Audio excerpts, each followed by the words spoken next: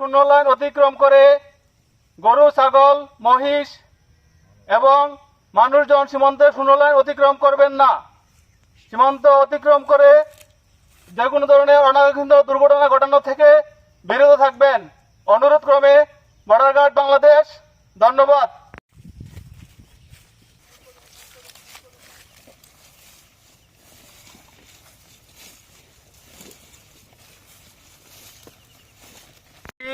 অবগতির জন্য জানানো যাচ্ছে যে সীমান্তের শূন্য লাইন অতিক্রম করে ভারতের অভ্যন্তরে গরু, মহিষ, ভেড়া এবং অন্যান্য অপরাধমূলক কর্মকাণ্ড থেকে বিরত থাকার জন্য সবাইকে অনুরোধ করা গেল।